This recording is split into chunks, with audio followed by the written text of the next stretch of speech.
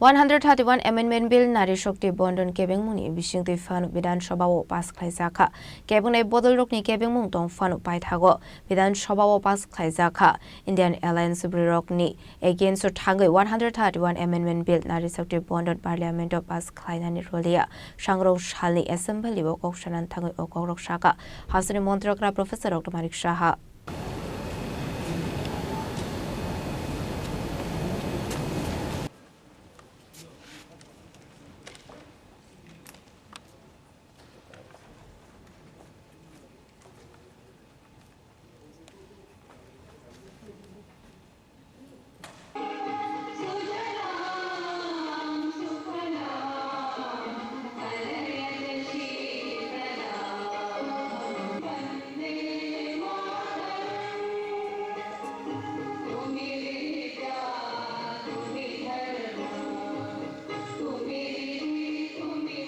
Shukango Shaklazak Tomani Haikinu Shangrong Shalo Shalsan Bagay Bidan Shoba Odivation Asuruzaka.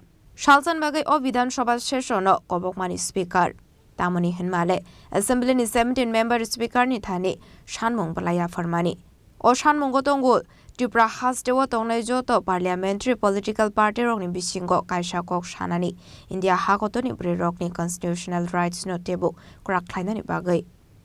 The 2011 BC census no the delimitation ni shamung no dakti zengzangna ni bagay central government no koimong rakha. Abani logyo 131 amendment bill nari shakti bondon act no slaina ni bagay katarke shamung tangna ni nangnai hinay. Abay kinu lok sabha te hasane assembly ni joto seat ni 1/2 ungka burirok ni bagay. Ashuni assembly wo kasa montri Kartikone Debormati Reserve Kurung Asha Bhosle ni langmana digi muito khlaisaka. Abni aglo kebune bodol ni adong shaka 17 member of assembly wo dishamani kogrok no support khlaya hanai.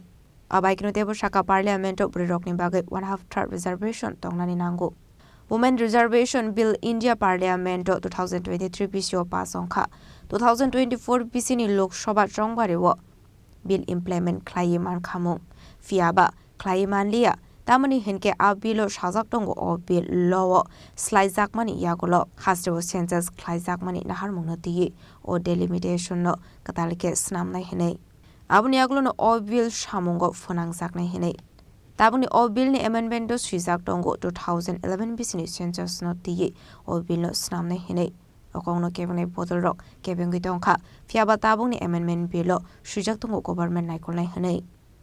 আমি এখানে একটি কথা বলতে চাই মাননীয় chief whip মহোদয় এনেছেন ভালো কথা কিন্তু আমার মনে হয় ছোটবেলায় দেখেছি চ্যারিটি বিগিনস অ্যাট হোম 12 জন মন্ত্রী আছেন মুখ্যমন্ত্রী সমেত আপনার অবস্থাটা দেখুন একমাত্র ভরসা আমরা ছোটবেলায় দেখেছি সান্তনা পুরস্কার একমাত্র সান্তনা চাকরি এটা বোধহয় আছে এদিকে মেম্বার তো নাই আমি যেটা এখানে বোধহয় ট্রেজারি হচ্ছে বোধহয় মহিলা মেম্বার নেই বোধহয় সিপিএম পার্টির আইনসির বোধহয় মেম্বার এরা বোধহয় ফিমেল বোধহয় it should be deleted my time যেটা নষ্ট করছেন উনি বারবার উঠে আমি যেটা বলছি কেন উত্তেজিত হচ্ছেন রতনবাবু আমি যেটা বলছি it is only the Congress একটা ইনস্ট্যান্স রেখেছেন নারী শক্তি বিকাশে কংগ্রেস জানতেন আমাদের রাজীবজি পার্লামেন্টে বলেছেন লোকসভায় এবং রাজ্যসভায় আর এই সংশোধন এই কারণেই করেছে এই যে এখন অ্যাটেনশনটা বাড়বে তাদেরকে ওখানে বসতেও আগের জায়গার মধ্যে সিট ছিল না প্রধানমন্ত্রী যে আগে থেকে প্ল্যানিং এটা এরকম না কিন্তু আগে থেকেই ওনার প্ল্যানিং আছে যে লোক সংখ্যা আমাদের বিএনপিদের লোক সংখ্যা বাড়াতে হবে এর জন্য এগুলো করেছে সন্ত্রাসবাদের সময় আপনারা সবসময় বিরোধিতা করেন আপনারা তো যখন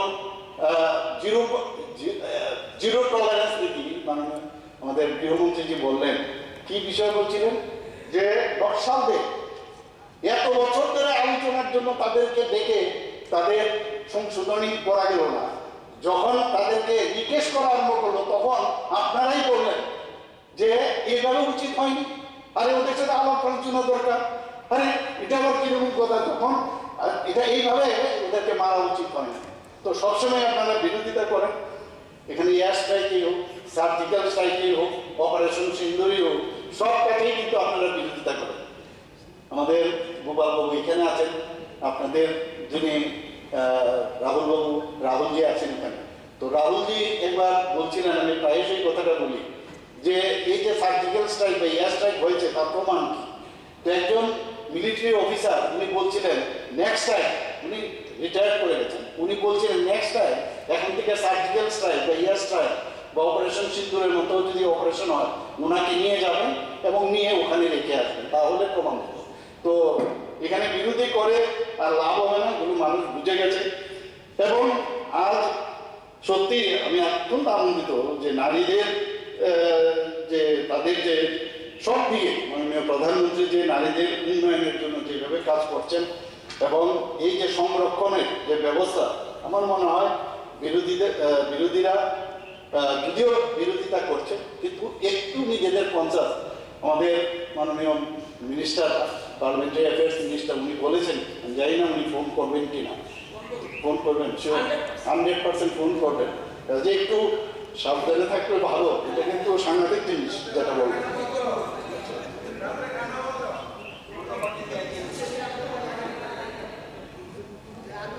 এখানে একটা জিনিস আমি আপনাদের এখানে আমি রাখতে চাই, যে এখানে জিতেন বাবু আমাদের এলপি সাহেব বলেছিলেন যে 2001-এ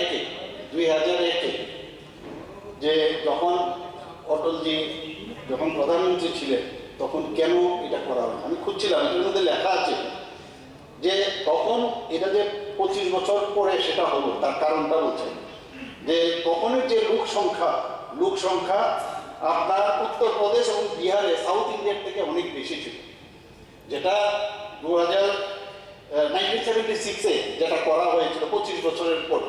তো সেটাকে বাধ্য হয়ে এবং ওনার উপর প্রচন্ড, কারণ তখন অ্যালায়েন্স পার্টনার ছিল, তারা বললো যদি এটা করেন তাহলে সাউথ ইন্ডিয়ার যে সেখানে লোক সংখ্যা মানে অনেক কম হয়ে যাবে, কারণ সে সিট কমে যাবে, যে কারণে 25 বছর অর্থাৎ 2026-এ সেটা রেখেছে। এখানে আপনারা এটাতে আপনারা সবাই জানেন, আবার আমার মনে হচ্ছে যে এটা না বললে নাই হয়, যে কোভিড প্যান্ডেমিক এই সময়েও যখন মাননীয় প্রধানমন্ত্রীজি বললেন যে আমাদের ভারতবর্ষের মধ্যেই আমাদের ইন্ডিজিনাস আমরা করোনা ভাইরাসের বিরুদ্ধে আমরা ভ্যাকসিন বের করলেন 8 থেকে 9 মাসের মধ্যে। তারপরও এটা নিয়ে কটাক্ষ, সন্দেহ প্রকাশ, এবং কি বলেছেন মোদি ভ্যাকসিন। এটা এইরকম একটা অবস্থা হয়েছে, কোন ভালো কাজ করছেন এবং শুধু ভারতবর্ষের আমাদের সবাইকে বাঁচিয়েছেন না, 100 আরো নতুন কান্ট্রির কাছেও তিনি পাঠিয়েছেন, 100-র উপরে। তো এইরকম কাজ করেছেন, কিন্তু আপনাদের কথা হচ্ছে এগুলো কটাক্ষ করতে হবে এবং সন্দেহ করাটা মানে বিরোধীদের কাজ, এবং বারবার ভাবছেন যে মানুষকে যদি বিভ্রান্ত করা যায় নেক্সট টাইম আপনারা জিতে যাবেন, কিন্তু হচ্ছে না, গ্রাফ কিন্তু উপরের দিকে যাচ্ছে। এখানে আরেকটা সমস্যাই বা যেটা হচ্ছে, আমি যেটা দেখলাম মানে পার্লামেন্ট, যে মাননীয় প্রধানমন্ত্রীজি যে মহিলাদের মধ্যে এত জনপ্রিয়তা, তার মেইন কারণ এত কিছু মহিলাদের যে প্রচুর বেনিফিশিয়ারি স্কিম করেছেন, যদি এটা পাস হয়ে যায় তাহলে তো আগামী দিনে আর কোনো যাও আছে আর তো সুযোগই থাকবে না। এর জন্য মেইন উদ্দেশ্য হচ্ছে পলিটিক্যাল, আমার মনে হয় আর কি সেটা, এবং জনপ্রিয়তা আরো বৃদ্ধি পাবে এবং তার ওনাকে আরো বেশি সমর্থন করবেন, এবং এই সমর্থন ওনারা চান না এবং তার জন্য ওনারা এই যে বিলটা সেটা পাস করতে দেবেন। আমাদের এখান থেকে মোশন এসছে, আমরা প্রস্তাব পাঠাবো, যেটা আমার বক্তা বলেছেন, এখান থেকে ত্রিপুরার থেকে আমরা যদি এটা পাঠাই এবং এতে করে আমরাও কেন না মোদিজিকে, আমরা জানি যে এই ঘটনার পরে এই বিরোধিতা এটাকে পাস না করতে দেওয়াতে আমাদের সারা ভারতবর্ষের মহিলারা আক্রোশ, প্রচন্ড আক্রোশে ঢুকছে, কিন্তু এটা কিন্তু এমনিতে বুঝতে পারছেন না আপনারা, এবং এটা কিন্তু ভোটে একটা ফলাফল পাবে, এবং সেই কারণে এই আক্রোশের কারণেই কিন্তু যে মানুষ মহিলারা তারা কিন্তু প্রধানমন্ত্রী নরেন্দ্র মোদীজির সাথে আরো বেশি ওনারা, আমরা যদি এই বিষয়ে ওনাকে যদি আরো শক্তিশালী করি, এখান থেকে যদি একটা ডিসিশন নিয়ে না আপনি যে কাজটা করেছেন সেটা সত্যি, তাহলে একটা এক্সট্রা মাইলেজ আমরা জানি আমাদের, উনি যেটা ডিসিশন নিয়েছেন বলছেন যে এটা তো পাস হয়নি, আর উনি কিছুদিন আগে আমি নিউজ পেপারে দেখছি পাস হবেই, পাস করাবে এবং নিশ্চিত সেটা পাস হবে। আমাদের এখান থেকে সামান্য আমাদের যে একটা মোশন সেটা আমরা পাঠাবো, এতে করে শক্তিশালী হবে, নারীদের প্রতি আমাদের আস্থা আরও বাড়বে এবং হওয়া উচিত। এবং এই যে আক্রোশ, সেই আক্রোশটার জন্যই আজকে এই বিধানসভার মধ্যে আলোচনা। এবং যতই উপহাস করুন, সমালোচনা করুন, যাই বাধা আদান করুন, কাজের কাজ কিচ্ছু হবে না। মহিলাদের যে বিভিন্ন সমস্যা একমাত্র যদি কেউ করে থাকে, আপনারা ভাবুন যে খোলা ময়দানে আগে মহিলারা সূর্যাস্তের সময় বসে থাকতো, কত টয়লেট যখন বানানো শুরু করলো তখন কত কথা, কত রকমের মাননীয় অধ্যক্ষ মহোদয় আপনি জানেন বিষয়গুলো। কিন্তু আজকে এইগুলো নিয়ে কি ব্যাপার, চুল্লি দেবে, চুল্লি ওনার মাকে রেখেছেন চুল্লি দিয়ে মানে আগুন জ্বালাতে, মানে রান্না করতে, সেই জায়গায় আজকে সেখানে রান্নার গ্যাসের চুলা দিচ্ছেন এখানে। তো এই যে বিভিন্ন মহিলাদের সমস্ত যেসব সুবিধা থাকা দরকার, লাখপতি দিদি বানানো ইত্যাদি যে বিষয়গুলো, এগুলো তো বুঝতে হবে। মহিলাদের নামে অনেক কিছু করছেন। তো এই কারণেই এইটা যদি হয়, এখন যদি রাজনৈতিক ফায়দা যদি দিয়ে দেই তাহলে তো বিপদ, তাহলে তো আর আমরা থাকতেই পারবো না। 33% রিজার্ভেশন, আরে বাপরে বাপ, এগুলো তো বিধানসভাতেও হবে, আবার পার্লামেন্টও হবে, তাহলে তো আমাদের বিপদ। তো সেই কারণে আপনারা ভয় পেয়েছেন এবং সেই কারণে আপনারা এই যে কৃতিত্বটা, কিন্তু এই কৃতিত্ব কিন্তু আপনারা যদি একটা কাজ করলে পারতেন, যদি সেটাকে আপনারা সমর্থন করতেন, তাহলে পার্টি হলো পার্টি যদি হতেন, তাহলেও কিন্তু আপনারা এই মহিলাদের একটা সমর্থন আপনারা পেতেন। আপনারা সেটা you have miss that train, আমার মনে হয় you have miss that train. এবং এই এই এই যে মোদীজির লক্ষ্য যে প্রকৃত মহিলাদের ক্ষমতায়ন, আমি নিশ্চিত যে আমাদের মা বোন ও কন্যাদের যে ঋণ কল্যাণ এবং তাদের যে উন্নয়ন, এবং মাননীয় প্রধানমন্ত্রীজি বারবার বলছেন যে তাদের যে অধিকার এবং সেটা করবেন উনি, এবং আমরাও ওনার সাথে আছি। আজকে এটা কিন্তু রাজনীতির বিষয় নয়, কিন্তু এতদিন ধরে ওনারা যেভাবে ডিপ্রাইভ রয়েছেন, আমার মনে হয় এটা ভারত মাতা ও নারী শক্তির সেবা একটি নীতিগত দৃষ্টিভঙ্গি। আমার হয়তো আজ মহিলা বিরোধী শক্তি সাময়িকভাবে বিলটা পাশ হয়নি, কিন্তু মহিলাদের প্রতি সরকারের যে অঙ্গীকার, বিরোধীদের ক্ষমতার লালসার চেয়েও শক্তিশালী, that I can tell. Crore crore মহিলাদের আশীর্বাদে মোদীজি সঙ্গে রয়েছে এবং আগামী দিনও থাকবেন। আমরাও এর পার্ট এন্ড পার্সেল হয়েছি। এখানে আমার মনে হয় যে নারী শক্তি বন্ধন অধিনিয়ম বা মহিলা সংরক্ষণ বিল 2023, এখানে আলোচনা হয়েছে, পূর্ববর্তী বক্তারা অনেকটা রিপিটই হবে। আমার মনে হয় গণতন্ত্রের ইতিহাসে এটা একটা বৈপ্লবিক অধ্যায় হবে। এবং 2023 সালের সেপ্টেম্বর মাসে ভারতের যে নতুন সংসদ ভবনে কিন্তু এই বিশেষ যে অধিবেশন চলাকালীন এই বিলটি পাস করা হয়। এবং যে এটার যে মেইন উদ্দেশ্য আমরা জানি 33% মহিলা রিজার্ভেশন, এবং সেটা পার্লামেন্ট এবং অ্যাসেম্বলির মধ্যে রাখার জন্য। এতে করে আমাদের মধ্যে সবসময় বলে আমরা বলি যে মহিলা পুরুষ সমান সমান, নারী পুরুষ সমান সমান, এই যে লিঙ্গ বৈষম্য সেটা কিন্তু দূরীকরণের কারণে কিন্তু এটা আনা হয়েছে। এবং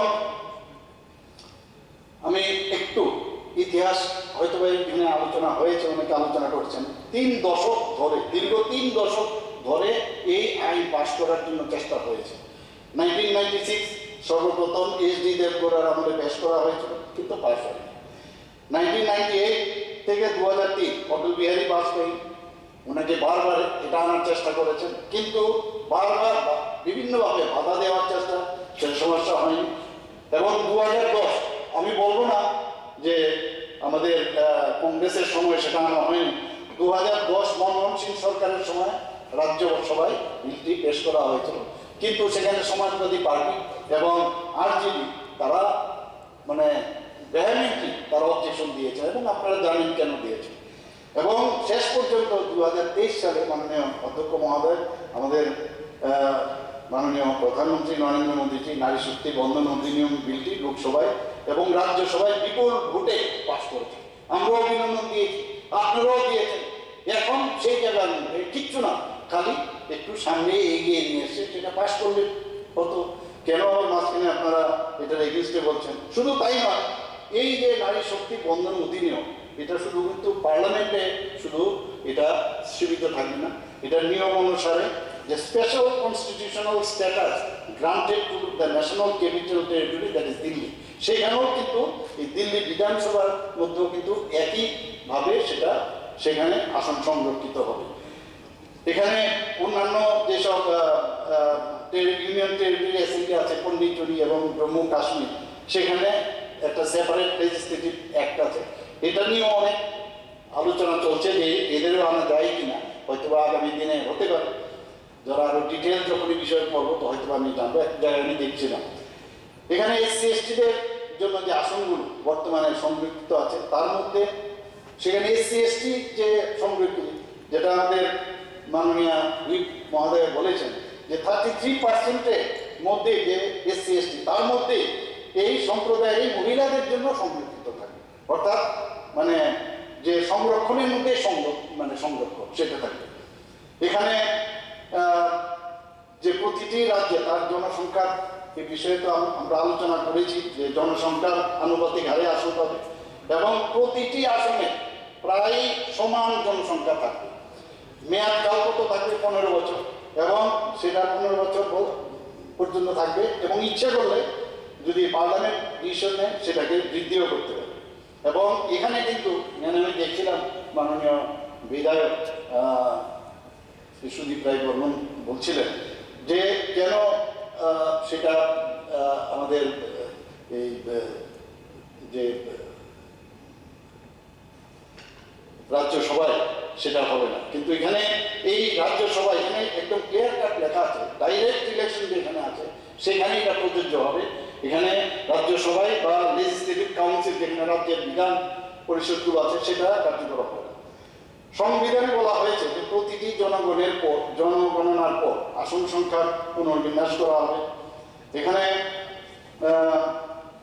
যে 2001 সালে যে আমি একটু আগে এই বিষয়ে আমি বলেছি, এখানে 2023 সালে এই আইন পাস হওয়ার পরেও 2026 সালে এপ্রিল মাসে আবার সংসদে পেশ হওয়া মূল কারণগুলো আমি একটু আপনাদের সামনে বলছি, হয়তো বা রিপিট হতে পারে।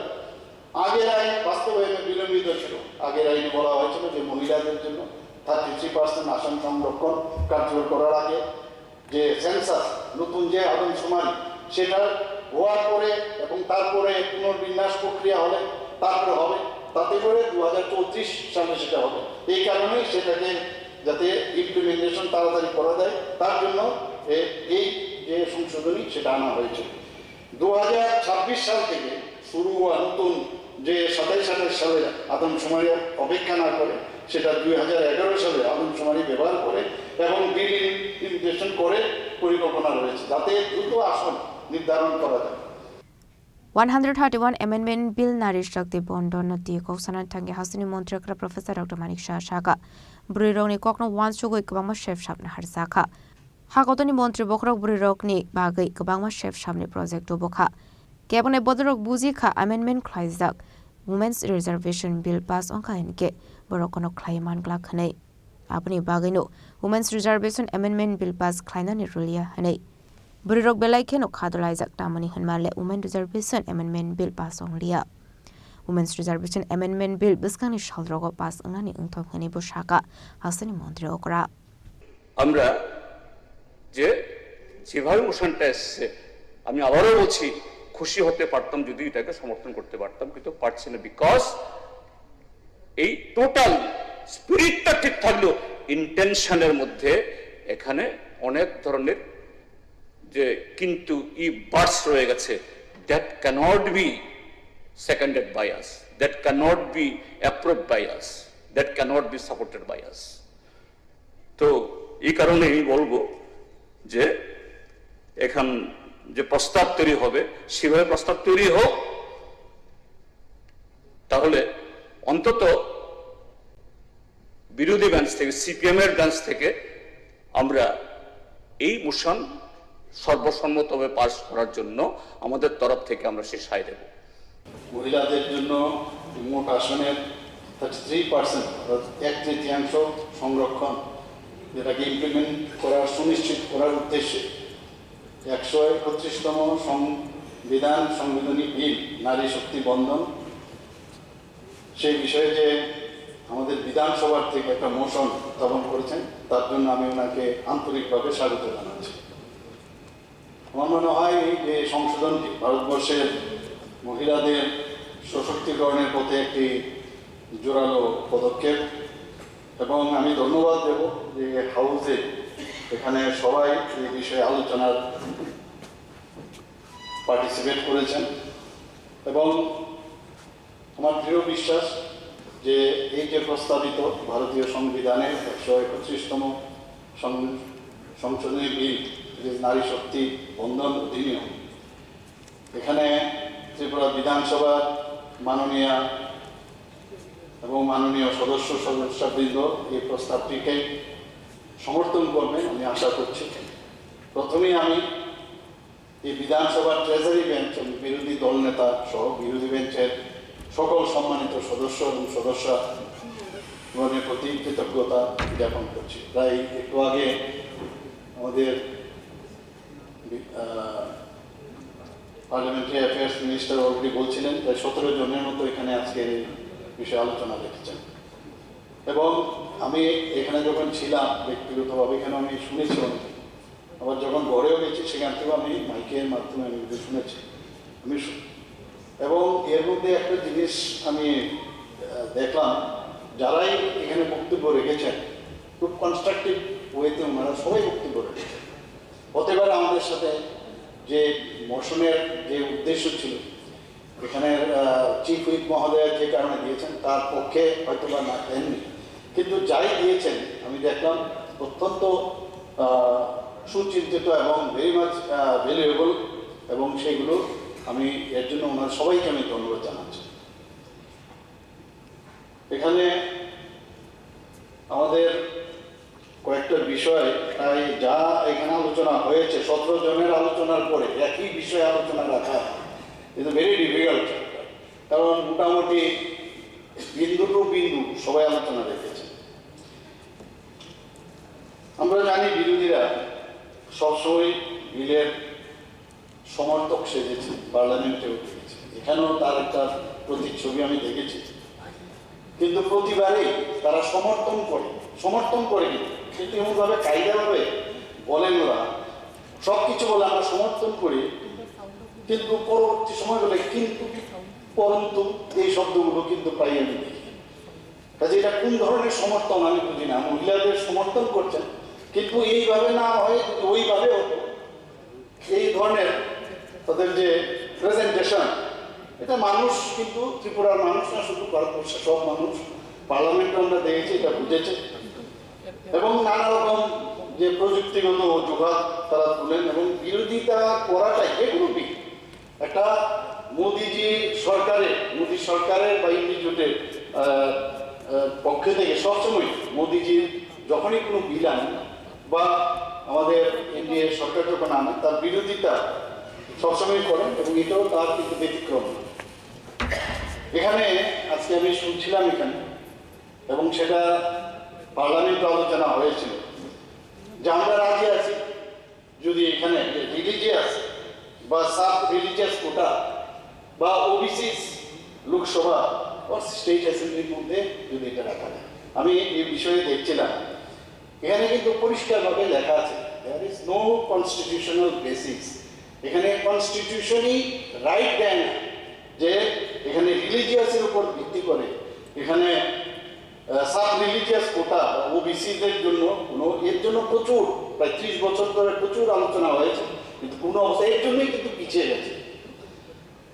এবং আমি কয়েকটা ডাটা আপনাদের সামনে তুলে ধরছি, দেখুন এই যে বিলকে নিয়ে কত রকমের কথা কি বলা হয়েছে। বলেছে যে যদি এই রিজার্ভেশন হয় তাহলে সাউথ এবং নর্থ ইস্টার্ন রিজিয়নে সিট কমে যাবে, এটা বলা হয়েছে। এবং আলোচনা যখন পার্লামেন্টে হচ্ছিল এখানেও অনেকে চেষ্টা করেছে এই ধরনের কাজ করার জন্য, কিন্তু এই যে মিসকনসেপশন তার রিয়েলিটিটা কি, delimitation is population based not region basis, পপুলেশনের উপর ভিত্তি করে এটা এই যে এখানে কোনো যে সাউথের কমে যাবে নর্থ ইস্টের কমে যাবে, এইভাবে কিন্তু মিসকনসেপশন বিরোধী পক্ষ থেকে সেটা চেষ্টা করেছিল বিভ্রান্ত করা। আরেকটা মিসকনসেপশন, সেটা কি government intended to alter the structural framework, কিন্তু রিয়েলিটিটা কি? This is a constitutional process, the sole objective is women's reservation. কাজে এখানে স্ট্রাকচার চেঞ্জ করার কোনো বিষয় নেই। 3 নম্বর হচ্ছে মিসকনসেপশন যেটা ক্রিয়েট করা হয়েছে বিরোধীদের তরফ থেকে, the bill is futile without a caste census. Caste census যে বিষয়টা নিয়ে আমরা কথা বলছি, যে সেন্সাস বলছে the bill is futile without a caste census, কিন্তু this is a law concerning women's representation. Caste is a separate subject, caste কিন্তু আলাদা সাবজেক্ট। আমার মনে হয় এই বিষয়ে আমার পূর্ববর্তী বক্তা বলেছেন। এখানে আরেকটা বিষয় যেটা বলা হয়েছে, SC ST women have been over, এটা সত্যি না, এটাও মিসকনসেপশন। কি বলা হয়েছে? Women's reservation applies to SC ST seats as well. কাজে এই জায়গার মধ্যে এরকমটা না। আরেকটা জিনিস যেটা এখানে রাখা হয়েছে সেটা হচ্ছে যে সাউদার্ন স্টেটসের মধ্যে একটা মিথ তৈরি করা হয়েছে। কি বলেছে? যে সাউদার্ন স্টেটে সিট কিন্তু অনেক কমে যাবে এরকম, কিন্তু বারবার আমাদের মাননীয় প্রধানমন্ত্রী, আমাদের মাননীয় গৃহমন্ত্রী এবং অন্যান্য এনডিএর যারা নেতৃবৃন্দরা আছেন পার্লামেন্টে আমি দেখছিলাম, ওনারা কিন্তু এই বিষয়ে বারবার উইথ কনফিডেন্স বলছিলেন যে কোনো অবস্থায় কোনো জায়গায় সিট কমবে না। এটা আমার কাছে একটা ডাটা আছে, current Lok Sabha seat for example কর্ণাটকে 28, এখন বর্তমানে 28, এবং সেখানে 5.15% অফ 543 যদি আমরা দেখি, এবং পোস্ট যদি ডিলিমিটেশন হয়, যেখানে 28টা ছিল সেটা হয়ে যাবে 42, অর্থাৎ পোস্ট ডিলিমিটেশনের কত পার্সেন্টেজ বাড়বে? 5.15%। কাজেই এই যে একটা ভ্রান্ত ধারণা দেওয়া হচ্ছে, অন্ধ্রপ্রদেশে কারেন্ট লোকসভার সিট হচ্ছে 25, সেখানে পার্সেন্টেজ যদি দেখি 543 লোকসভার সিটে 4.60%, সেখানে 25 থেকে 38 পোস্ট ডিলিমিটেশন হবে। কিভাবে যে এই ধরনের ভ্রান্ত ধারণা তৈরি হয় তার বিষয়ে আমি এখানে বলছি, যেটা ভুল একটা কনসেপ্ট করে মানুষকে বিভ্রান্ত করার চেষ্টা করে। এবং 4.65%, আগে ছিল 4.60%, সেখানে 4.65%। তেলেঙ্গানা 17টা হচ্ছে কারেন্ট লোকসভা, সেখানে কি হচ্ছে যদি পার্সেন্টেজ দেখি, লোকসভা 3.13%, সেখানে 17 থেকে পোস্ট ডিলিমিটেশনের কথা হবে 26, তাহলে পোস্ট ডিলিমিটেশনের পার্সেন্টেজ কত হচ্ছে? আগে 3.13% ছিল, এখন 3.18% হবে। সিমিলারলি তামিলনাড়ুতে 39, সেখানেও 7.18% যদি আমরা পার্সেন্টেজ দেখি, এবং পোস্ট ডিলিমিটেশনে সেখানে 59 হবে, অর্থাৎ 7.23% হবে। একইভাবে কেরালা, সেখানে 20টা সিট আছে এখন বর্তমানে, সেটা ডিলিমিটেশনের পরে সেখানে 30টা হবে, অর্থাৎ টোটাল আমরা যদি দেখি 543-এর মধ্যে 129টি আজকে সাউদার্ন স্টেটে, সেখানে 23.90% পোস্ট ডিলিমিটেশন হবে, অর্থাৎ 195 থেকে 195/816, অর্থাৎ যদি আমরা 223.76% ছিল, আর সেখানে 23.90% আছে।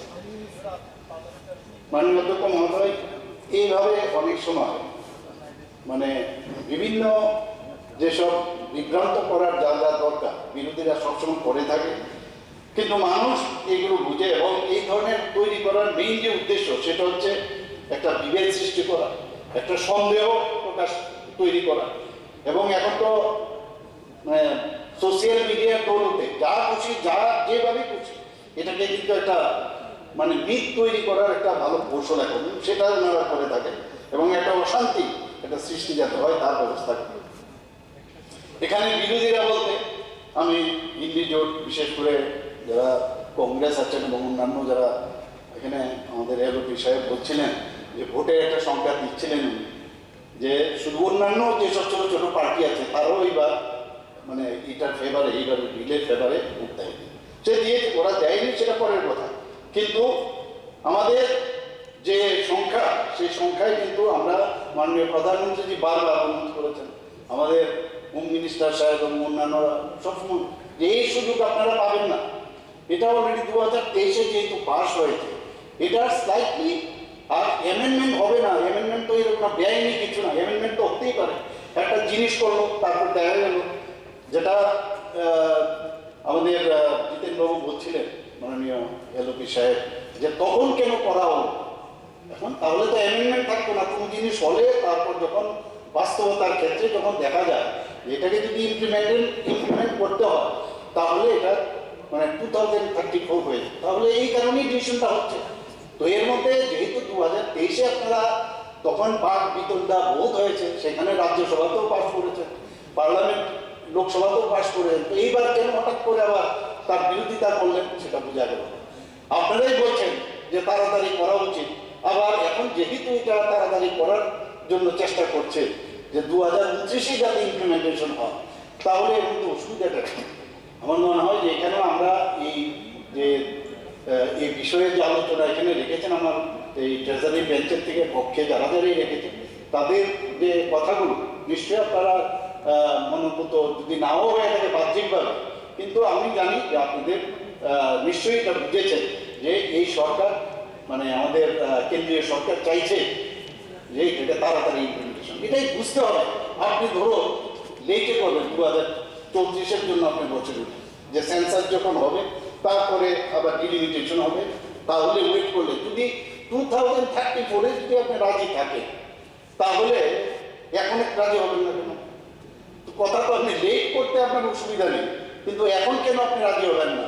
যেটা আপনি বলছেন যে তাড়াতাড়ি করলে ভালো, তো সেই কারণেই তো মাননীয় প্রধানমন্ত্রীজি এটাকে আবার নতুনভাবে পেশ করেছে। আসলে বিধানসভাও খরকচিসনি আদংতে আদং জোকসং আনিত মোসন্নতি মন্ত্র অগ্রানক হবই তোতেল খরকনি চিবা আদংতে আদং জোকসং কগলাম সালাইকা রাজখরা আগুলিনি সিমা মিটনি ককঠুম চিনি খরাং।